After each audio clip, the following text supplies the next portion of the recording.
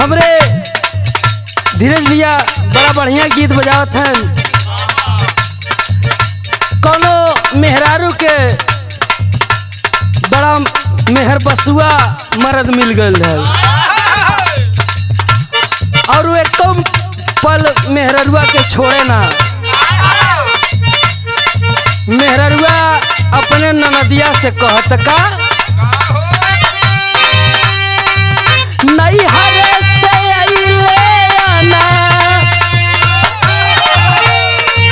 नहीं हरे से अइले आना वैया हमारा ननदो, नहीं हरे से अइले आना वैया हमारा ननदो, कहिले ना हो दीदार, कहिले ना हो दीदार भैया तोहार ननदो, कहिले ना हो।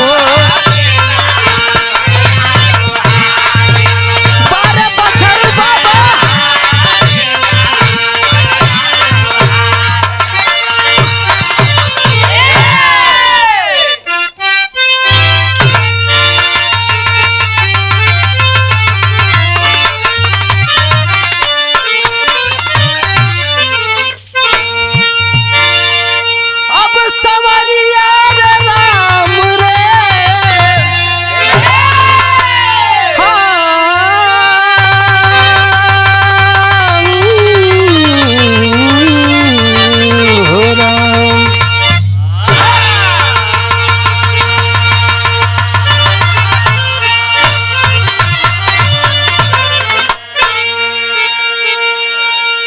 अच्छा भैया, हम गायक कलाकार दीपक यादव लवली स्टूडियो जौनपुर से ई बिरहा समाज चैनल से भेजत तानी।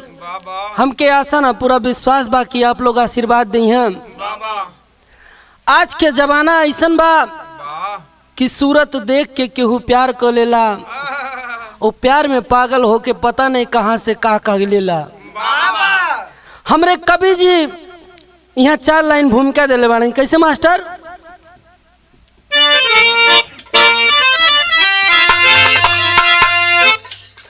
कि जवानी को बस में सभी लोग करते, मगर पाते अवसर फिसल ही है जाती, मर्यादा भूली भुलाई है रिश्ता, अफसोस दिल में तनिक ना हिलाती, मजहब धर्म जात पात ना देखी, नहीं ऊंच नीचा नहीं है सजाती, दिल चाह दिलदार को जब है दिल से,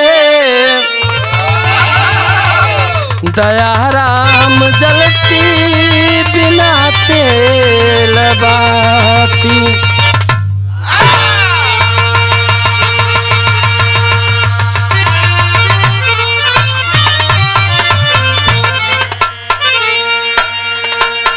हे भैया, ई जवानी कहल जाला आग पानी जवानी, तीनों केहू थामे से ना थमाला।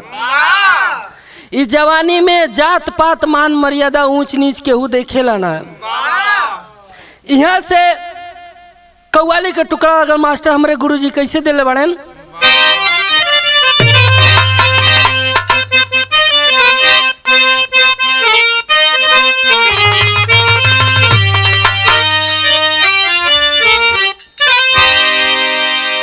कोनो प्यार वाली के देख के कहले बा का कहले बा कि चमकते चाँद का टूटा हुआ, कि चमकते चाँद का टूटा हुआ, और एक तारा बना डाला चमकते चाँद।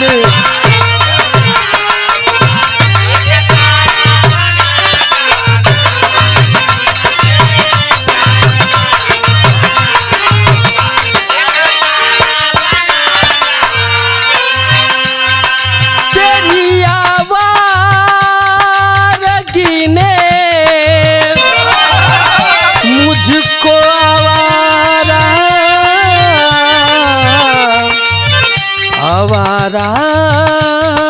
बना डाला, चमकते चाँद का टूटा हुआ एक तारा बना डाला, चमकते चाँद।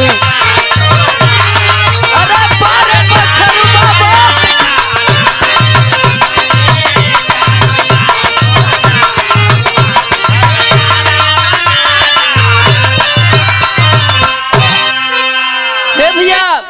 इस जिंदगी के कोनो ठिकाना नहीं खे। हमरे कवि जी कहले बाड़े भाव में कैसे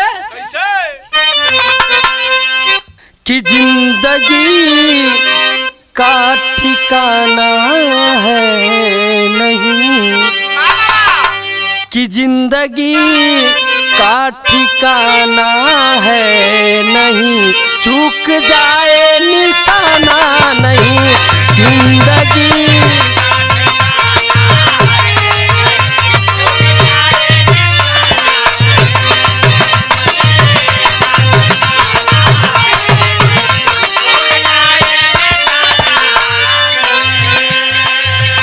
सोच लो काम करने से पहले, कल किसी को भी पाना नहीं, जिंदगी का ठिकाना है नहीं, चुक जाए निशाना नहीं, जिंदगी का।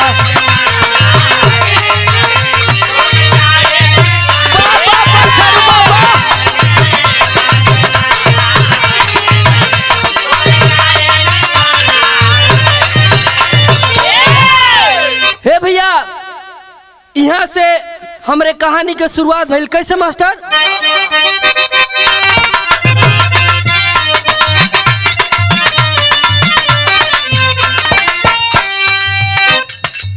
दिल्ली की रहने वाली रूपा की कहानी है, दिल्ली की रहने वाली रूपा की कहानी है, पति आर्यन के प्रेम की दीवानी है।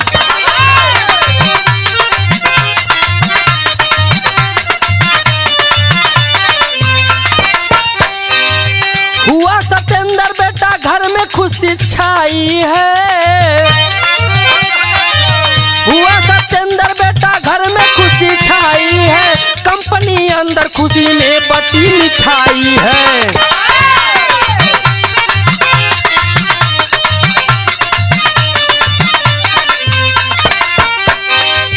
दुर्घटना है, दुर्घटना होते ही आर्यन का स्वर्गवास हुआ, दुर्घटना होते ही आर्यन का स्वर्गवास हुआ, बिलखती रूपा पहुंची सपना सत्यानाश हुआ।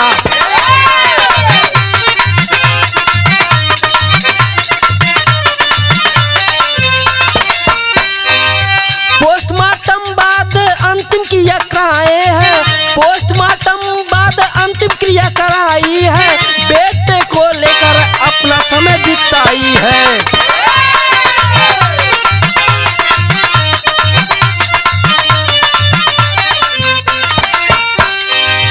कंपनी बंद हुई,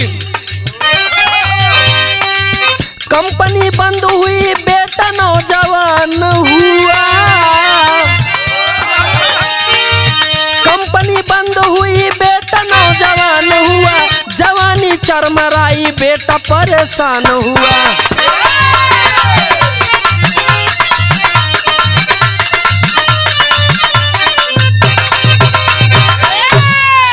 हे भैया, कहानी समझ ला, कहानी इस समाज के लिए है, ई जौन प्यार मोहब्बत आजकल ई दुनिया में चलत हो, ई हमरे बिरहा के गावे के यह उपदेश है, यह मतलब बा कि ई जवानी में आदमी का गलती कर देला।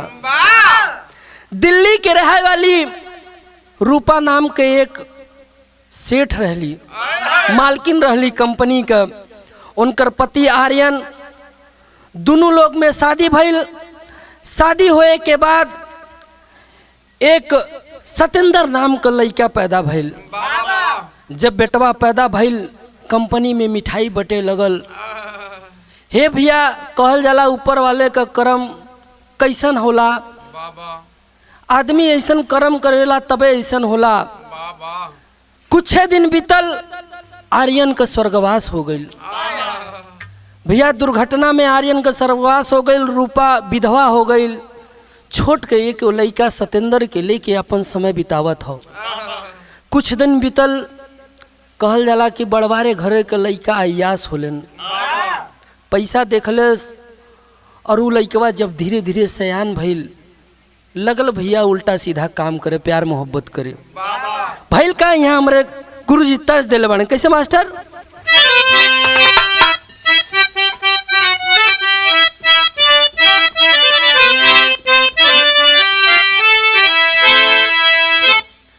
तर्ज से बढ़िया हमारे गुरुजी भाव दिले बाने का कि आए दिन सतेंद्र अपने गर्लफ्रेंड सथावा में जवानी के लुटेला बहा।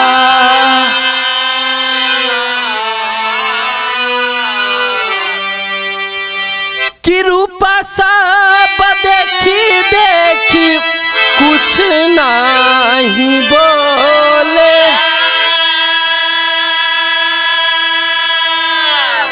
पेपर में छपली समाचार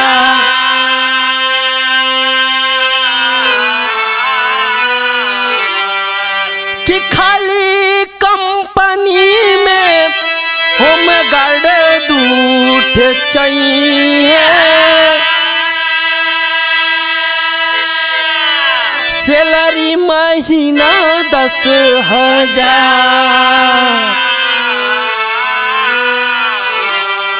कि खाना पानी सोना रहना फिर सब रही है। बिपिन राहुल पहुँचे थे ही बार। हे भैया जब वो लड़कवा सतेंद्र जवान भइल, कोनो कोनो दिन कोनो दूसर लड़की, कोनो दिन दूसर लड़की लेके घरवा में आवे जाए लगल। जब घरवा में आवे जाए लगल, रूपा कहलिन का देखे अपने लड़का का ये हाल, कहलिन इतनी बड़ी कंपनी बंद हो गई, हमारा आदमी गुजर गई। पेपर पत्रिका में निकलवैलिन कि 2 होम गार्ड चाहत हन।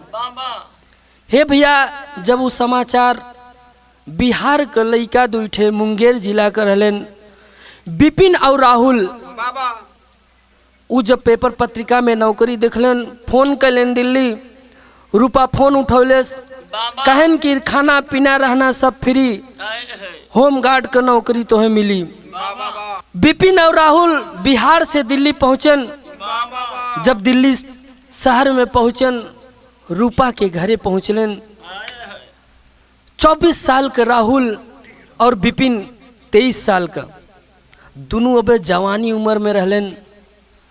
कहल जाला जौने घरे में जौन चीज होला उ असर पड़ेला। बेटुआ तो लेके एक रोज बदले, रोज लेके सुते, और महतरिया से बर्दाश्त ना भइल। जब वो कंपनी जाए लगी तो राहुल और बिपिन सल्यूट मरलन। रूपा नजर फिरलेस, 24 साल का राहुल और बिपिन 23 साल का। जब जवानी शरीर देखले सुहू का मन डोल गई।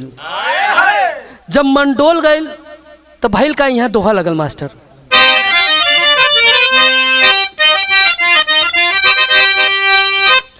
राहुल से रूपा मैडम आ बोली है समझाए, बिपिन गार्ड कंपनी में रहे, तेरी ड्यूटी बंगले पे बात।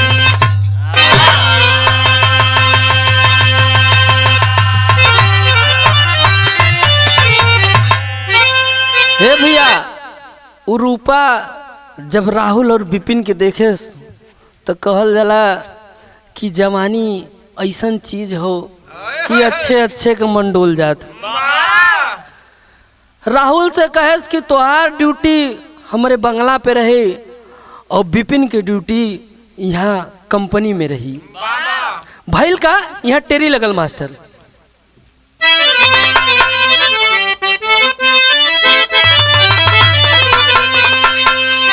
कि लाखों में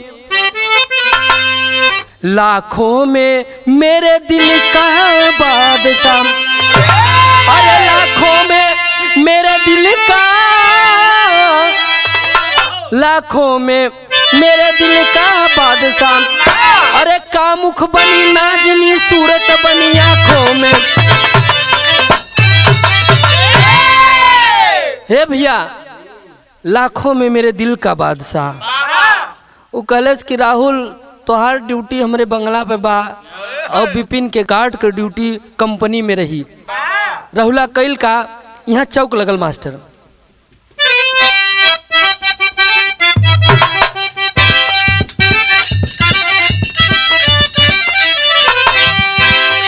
राहुल बंगले पहुंच गया,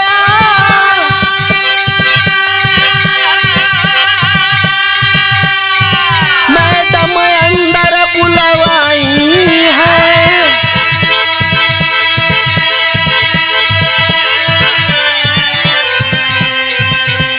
चाय की चुस्की दोनों लेते,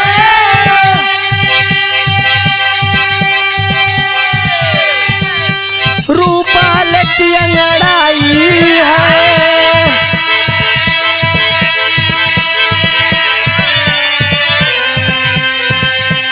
कहीं कि राहुल पास में आओ,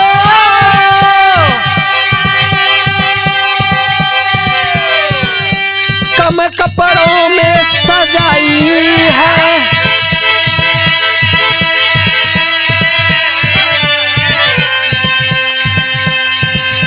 सेज गरम कर दो मेरी तुम, सेज गरम कर दो मेरी तुम, अपनी फरियाद सुनाई है।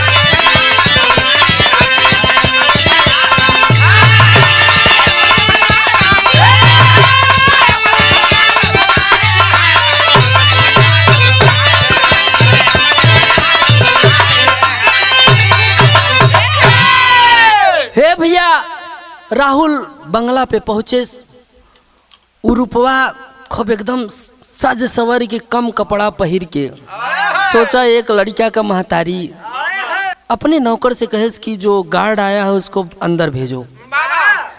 जब राहुला अंदर आए रूपवा देखे कहे कि एक धीरे धीरे मिलावल जाए। रूपवा एकदम सज संवर के एकदम कम कपड़ा पहिर के एकदम स्टाइल में आए। चाय बनौले, चाय के चुस्की लेत रहल और रहलो देखत रहल इहो नवा जवान लड़का। जब देखे कली कचनार तो यह सोचे कि हाय हाय पाई जाई बस कोर्रई दूधे का चाय बनाए के भैया दोनों मिला चुस्की लेत हन।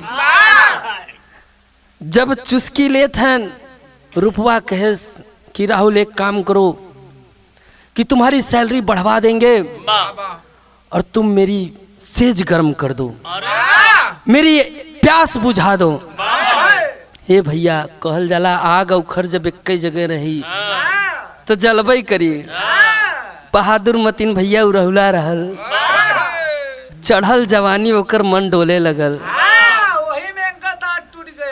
राती में दोनों मिला सेज पे लिपट के भैया खूब इक्का दुक्का खेलेन। ओकरे बाद ई कार्यक्रम एक हफ्ता तक चलल। रूपवा कह रही कि एक हफ्ता राहुल की ड्यूटी रही, एक हफ्ता विपिन की ड्यूटी रही।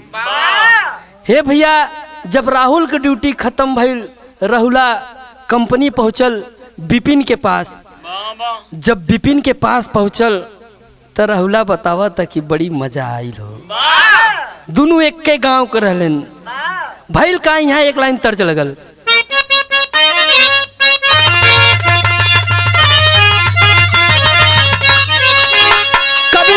बड़ा पुरान तर्ज लिखले बड़े कैसे कि गज भर के अरे गज भर के गुजरिया गजब करे हो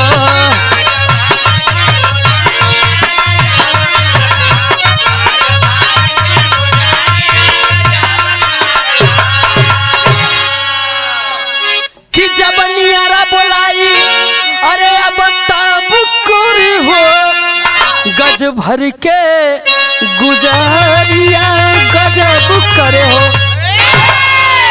हे भैया जब एक हफ्ता खत्म हो गई राहुला कंपनी पहुंचल दूसरा हफ्ता बिपिनवा का बंगला पे ड्यूटी लगल देखा एक लड़का का महतारी डबल लड्डू खात हो यहर राहुला से एक हफ्ता मजा ले ले अब यहर बिपिनवा से मजा ले चाहत हो भाईल का कि दूसरे हफ्ता बिपिन बंगले आई गईले हो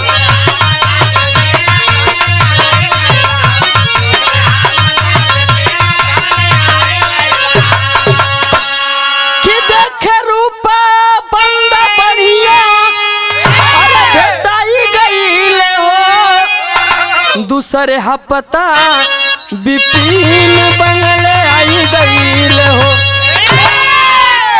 हे भैया जब रूपवा बिपिन के देखे कहत इहो तो बड़ा जवाने बा यह खूबे कसी 24 साल का रहुला और बिपिन 23 साल का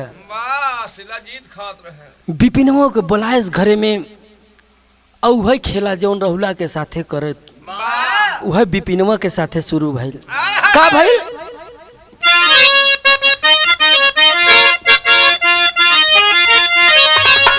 बिपिन साथे से जिया के लूटे बाहर हो अरे चुप रहे बैठला देखी माई बेवहार हो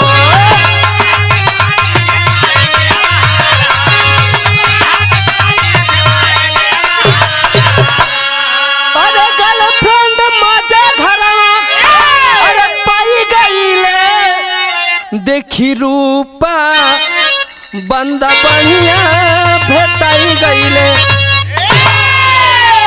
हे भैया रूपवा देखे जब सतेंद्र अपन गर्लफ्रेंड लेके घरवे में आवे तो रूपवा कुछ न बोले और जब रूपवा कहानी शुरू करे तो बेटुआ देखा था तो कुछ ना बोलत हो दोनों मिल खेला चलत हो जब चलत हो तो भाईल का यहाँ मास्टर तर्ज लगल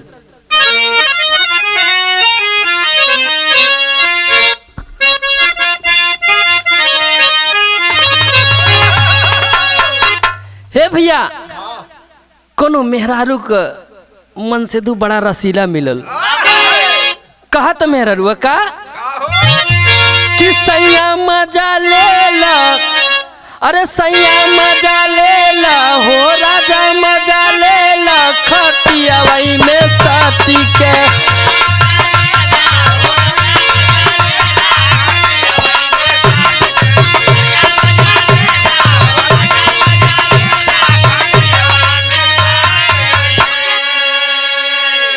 हे भैया कहल जाला कि बर्धा कितनो बुढ़ाए जाए हराई ना भूलाला अपन जगह खोज लेला रुपवा के भले उम्र हो गईल बा लेकिन जवानी अबे चरमरान बा बिपिनवा पायस बेडे पे ले के कसर मसर करत हो भइल का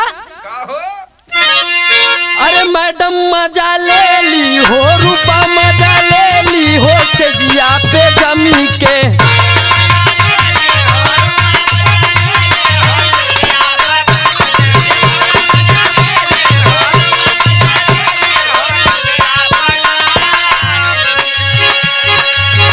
अरे जमन सुख तू देला जमन सुख तू देला उहो देला हमके रूपा मजा ले ली हो मैडम मजा ले ली तेजिया पे जमी के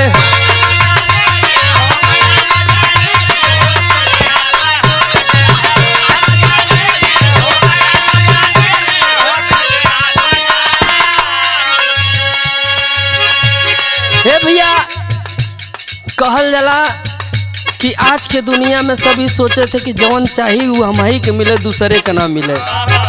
एहर बिपिनवा का ड्यूटी खत्म हो गई। बिपिनवा राहुल के पास पहुंचल कंपनी में, बतावा था कि का कचकचवा माल मिलल रहल, बड़ी मजा आइल। राहुला कहे कि अरे इ तो साला हमारे माल पे डाका डाल देले, हम तो मजा ले ली। हमसे कहे कि हम तुमसे प्यार करीला, और यार बिपिनवा से कहत कि हम बिपिनवों से प्यार करीला।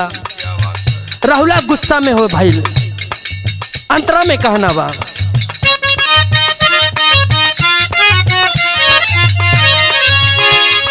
इतना सुनते राहुल लाल भाई नजरिया,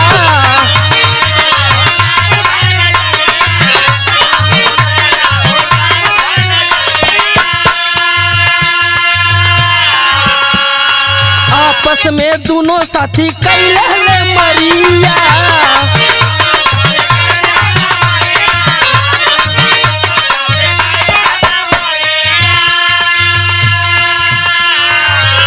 हे भैया, बिपिनवा आके जब राहुल के कुल बताए, राहुला के बर्दाश्त ना भइल। वही कंपनिया में मुक्की मुक्का शुरू हो गई, पटकी पटका शुरू हो गई। ऊ कही हमार माल है, ऊ कही हमार माल है। भइल का राहुल कहे मीता हो के देला गम के, राहुल कहे मीता हो के देला गम के। मैडम मजा ले ली हो, रूपा मजा ले ली, खटिया वही पे सट के रजा मजा हो सजिया पे।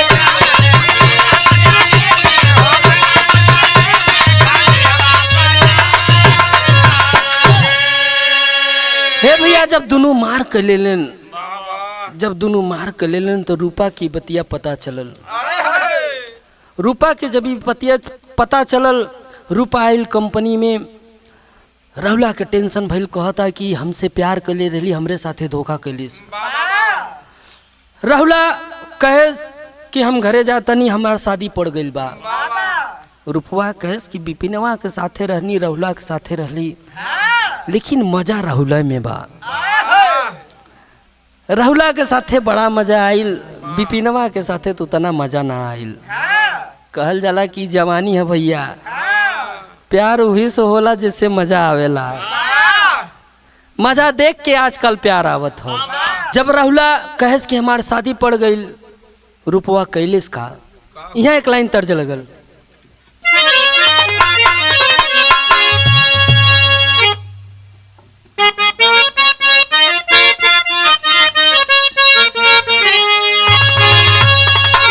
कि हंसी हंसी गोरी कहे अरे मानस सैया बतिया, कि हंसी हंसी गोरी कहे मानस सैया बतिया। भारी ना तहालू के गढ़ा तीन पतिया, हंसी हंसी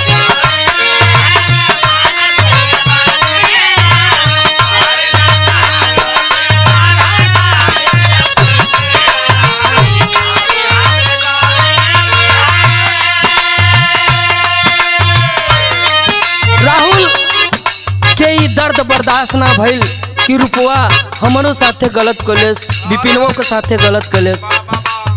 राहुला कहत का रूपा से कहले राहुल,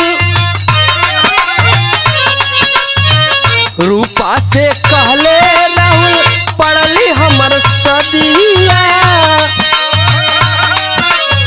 रूपा से कहले राहुल, पढ़ली हमर सदिया। बिपिन साथे रह के बातो हारे आजादिया।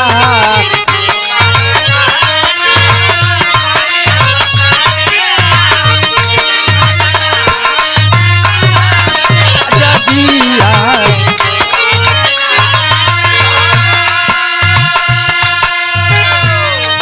राहुला कह रूपा के कि हमार शादी पड़ गई। जब तू बिपिन के साथे भी कह ले लू तो जा तो आजाद करते, तू बिपिनवा के साथे रह। रूपवा मने मन बड़ा दर्द हो तो करे कि कैसे ही बता देले से के भइल का यहाँ अंतरा में।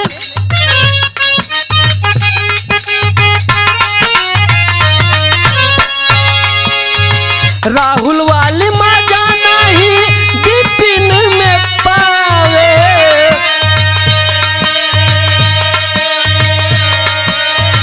राहुल के फोन रूपा कई के बोलावे।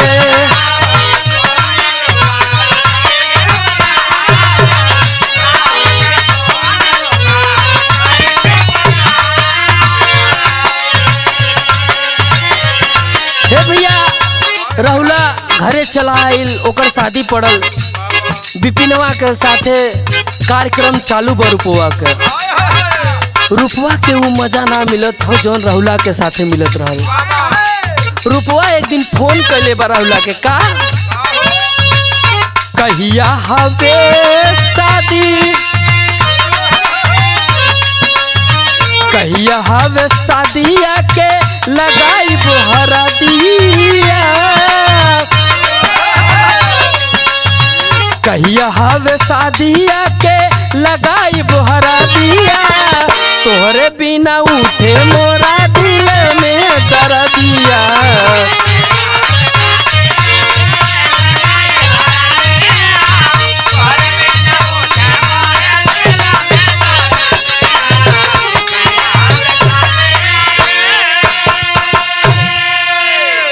हे भैया विपिन के साथे वो मजा ना आवत हो। राहुल के फोन लगा के कहे कि बतावा शादी तोहार कहिया हो। राहुल कहे कि हमार फला डेट के हमार शादी पड़ल बा। रूपवा कहेस कि ठीक हो हम तोहरे शादी में आवल चाहत है। रूपवा खूब सच संवर के कहल जाला कि शहर और गांव में बड़ा फर्क होला। अधकट्टी पहिर के जब गांव में उतरल, जब गांव में उतरल तो गांव का लड़का देखलन, कहलन वाह क्या माल है।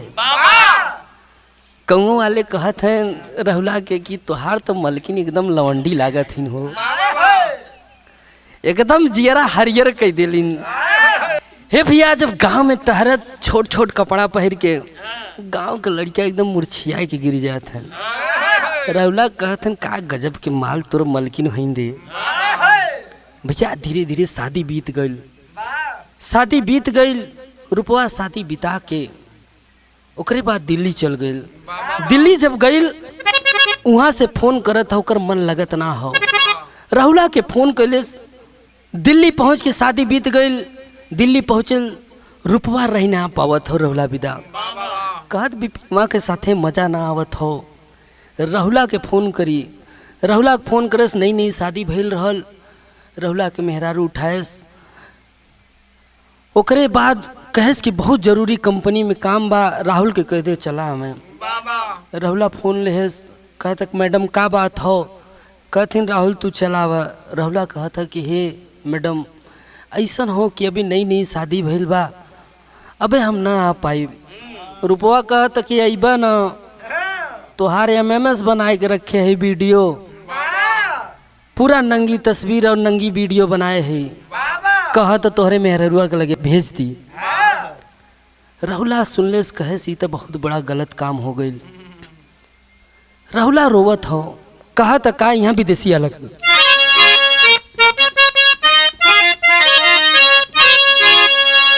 राहुला रोई रोई कहा तो का कि रोई रोई राहुल कहे जवन कहबू करबू मैडम, भेजी हजानी नंगी अपन मूरत सबरिया। दूसरे दिन दुल्हन से कहे आज हम दिल्ली जइबै, आइल बा जरूरी काम छोड़ले बखरिया। कि रचना बेचारी के महावर नाही धूमिल भइल, भरपूर प्यार नाही देहले सवरिया। 3 माह बीतल रूपा पेटवा में गर्भ रुकल विधवा गर्भपत चाहे मन के फिक्रिया। हे भैया राहुला के कहेस कि अगर तू न अबा तो तोहार MMS वीडियो वायरल कर दे। राहुला अपने मेहरारू से आए के कहत बड़ा जरूरी काम बा हमके जाए के बा। 4 दिन के दुल्हन नहीं आयल रहल। दुल्हन का कहे कोनो बात कही ना पावत हो।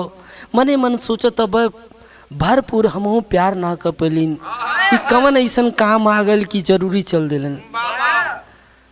राहुला वहाँ से मुंगेर से बिहार से ट्रेन पकड़ले दिल्ली पहुँचल। वहाँ गई रुपवा के साथे फिर वह कार्यक्रम शुरू हो गई। हे भैया 3 महीना बीतल भैल का कि पेट में 3 महीना का बच्चा रुक गई। जब बच्चा रुक गई विधवा औरत एजेड औरत ओकरे एक लड़का पहले के रहल। जब बच्चा रुक गई तो गर्भपात करावे डॉक्टर के पास गई। जब डॉक्टर के पास गई तो भैल का यहाँ पापड़ बा मास्टर।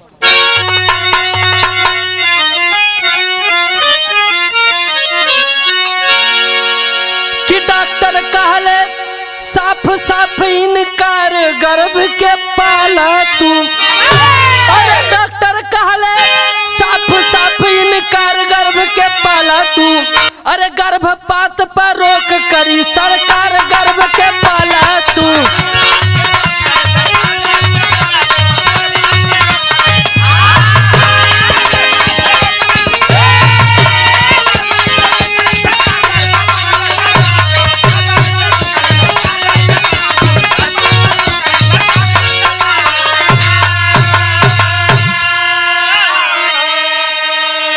हे भैया डॉक्टर साहब साफ साफ मना कर दिलन। कहलन गर्भपात पाप होला। सरकार के नजर में ई कानूनन अपराध हो। भैल का यहाँ राहुल से रूपा कहली कि कोर्ट मैरिज चला कराई हो। शादी कई के 9 माह में अरे बेटवा को जन्म आई हो। अरे रचना पास में भेजी प्यार हमारे गर्भ के पाला तू।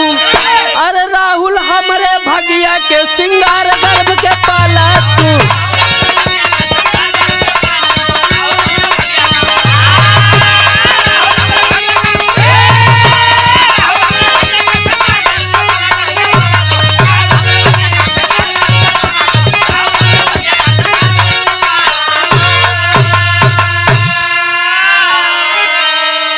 बाबूजी जब डॉक्टर मना कर दिले गैर कानूनी अपराध हो। राहुला के कहेस कि तू चला कोर्ट में शादी करा। जाए के कोर्ट में शादी करे ले। कोर्ट में शादी कई के हर रचना के राहुल के औरत के फोन कैलेस। कैलेस हमरे पेट में 9 महीना के बच्चा बा। एक ही तू पाला पोसा काहे के हमरे इज्जत पे दाग लग जाई। जब ही बतिया रचना सुनले बा भैल का यहाँ आला लगल मास्टर।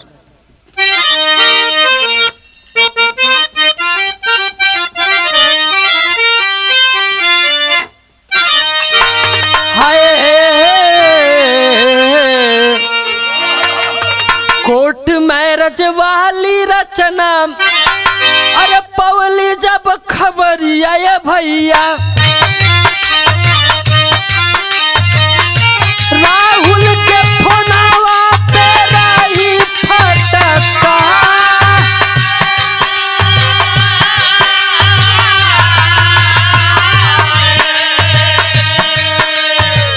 जल्दी आव घरे हम ना रहब तोरे सथवा भैया। छीन ले सवतिया हमरे मांगी के सिंगार।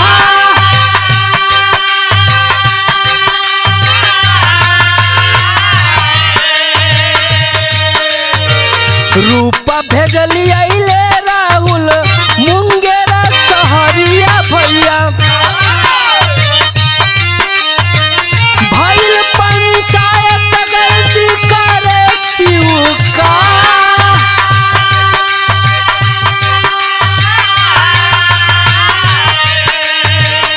5 लाख डाड़ पंच राहुल के लगवले भैया रचना के मिलल रूप गहना वही बा।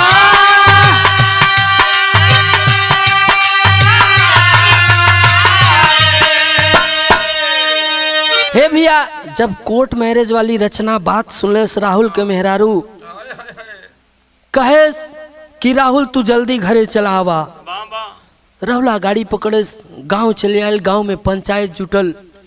गांव वाले कहलन कि तू इतना बड़ा गलत काम कैले बड़ा, शादी करके एक औरत घर में बैठले बड़ा, एक खे उहाँ तू रास रसीला करत है और इतना गलत काम कैले बड़ा।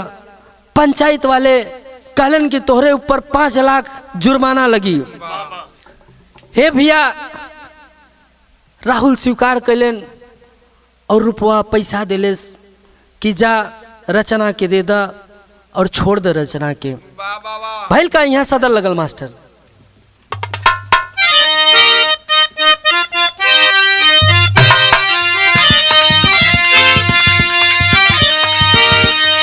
हे भैया कंपनी में जौन राहुला विपिन के मारे रहल और विपिन और राहुल दोनों जौन गार्ड के नौकरी करे रूपा के यहाँ गए रहलन।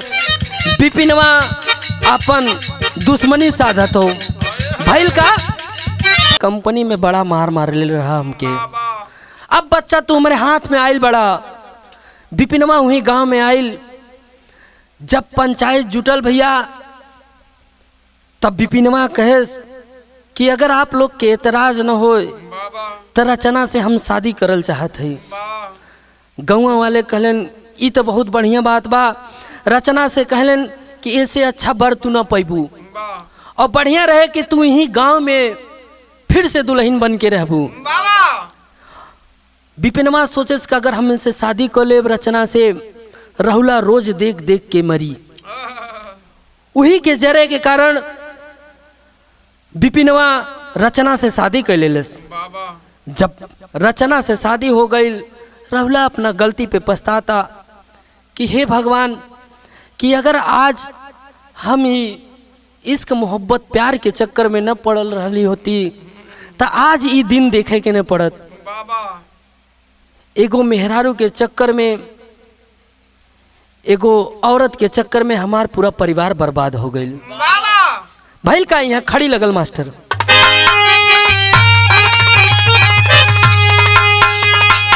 अरे विपिन साथे वही रचना के सगाई हो गई। अरे अइली अपने ससुररिया विदाई हो गई।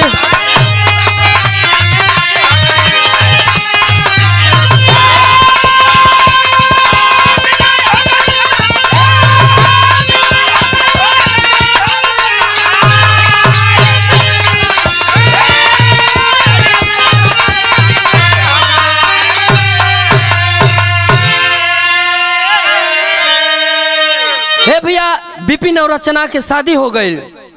ओकरे बाद भैल का राहुल गईले दिल्ली। रूपा खुशी मन में समाई। अरे पाके मन मीत लेली। अरे गरवा लगाई। हे भैया यहर रूपवा तो खेलले रहली कि राहुल के मेहरारू छूट जाए और राहुला के साथे हम रही। यहर विपिनवा रचना से शादी कर ले और राहुल और रूपा फिर दिल्ली निकल लेन। भैल का अरे कइले पंच फैसला। अरे भलाई हो गई। अरे कइले पंच फैसला। अरे भलाई हो गई। अरे अइली अपने ससुररिया विदाई हो गई।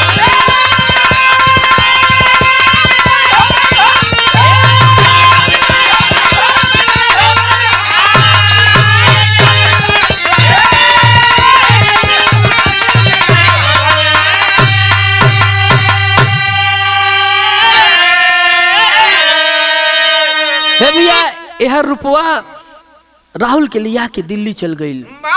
दिल्ली जाके उन्हें दोनों मौज करत हैं। भैल का अरे रचना विपिन मिलके एक लाल जन्म आए, अरे खुशी का खजाना प्रभु अरे मर्जी से पाए। एहर विपिनवा रचना से शादी करके एक लड़का पैदा कैले और दोनों खुशी से रहे लगलन। भइल का अरे गाय प्रेम के तरनवा हिताई हो गई, अरे अइली अपने ससुररिया विदाई हो गई।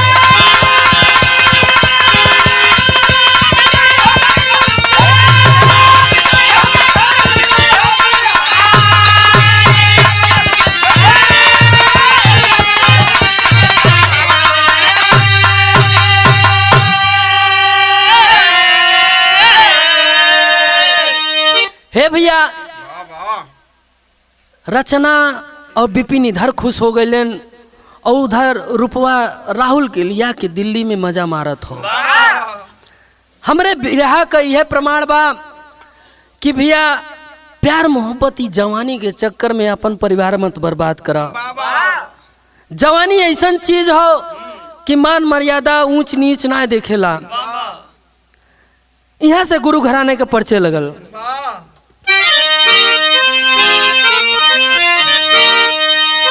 साधु नटखट रामधार पति राम प्रेम पहचाने, अरे सुखाई दिल कर लाल जवाहर सच्ची बतिया माने हो।